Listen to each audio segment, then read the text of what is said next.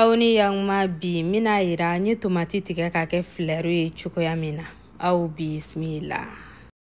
Tomati den kelen bɔɲango talen filɛ nin y'an fɛ n'an ka kan na an b'a fɔ a ma ko dani. I b'i jija ka kɛ tomati ye, tomati min jalen do dɔɔni, i n'a fɔ a ma mɔ kosɛbɛ.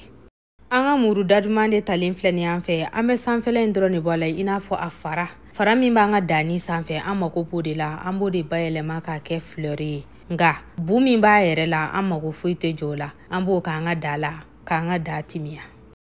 N tɛna video teliya kosɛbɛ, sabula maa dɔw bɛ yen nɔ u b'a fɔ ko n'i ye video teliya k'olu tɛ foyi faamuya la. A y'aw ɲɛw kekuya kosɛbɛ nin yɔrɔ la ne ni maanaw.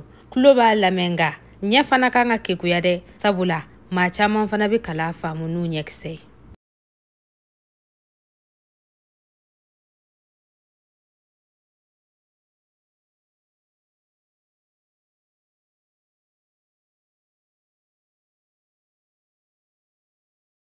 Comme aw yɛrɛ ɲɛ b'a la cogoya min na baara ɲɛna, an b'a ta sisan ka sɔrɔ k'a kuru ɲɔgɔn kan. I bɛ kɔkana in min nugulen do o de kan ka bila kɔ kan. O la sisan n'i y'a kuru dɔɔni dɔrɔn i bɛ sin k'a ferekete yɛlɛma i n'a fɔ ne kɛtɔ de filɛ nin ye k'a ferekete yɛlɛma. O la i b'i tɛgɛ appuyer kan dɔɔni n'o ye k'i tɛgɛ sinsin kan dɔɔni waasa a kana na fosi ka bɔ i tɛgɛ kɔnɔna na. Sabula ale de bɛ to ka muruti kuma dɔw la k'a bɛ bɔ i tɛgɛ. Comme aw yɛrɛ ɲɛ b'a la cogoya min na baara bɛ ɲɛnabɔli se kan, baara ɲɛnen tɛ ne ni maanaw. Ale de ko bannen filɛ nin ye tan cogoya in na, i da yen dɔrɔn k'a sigi. I bɛ se k'i bolo don a kɔnɔna na n'a kɛra k'a bɛ ɲɔgɔn bila dɔɔni i n'a fɔ ne y'a kɛ ja la cogoya min na, waasa kɔnɔnanin fana ye ko n'i ka ɲɛ kosɛbɛ.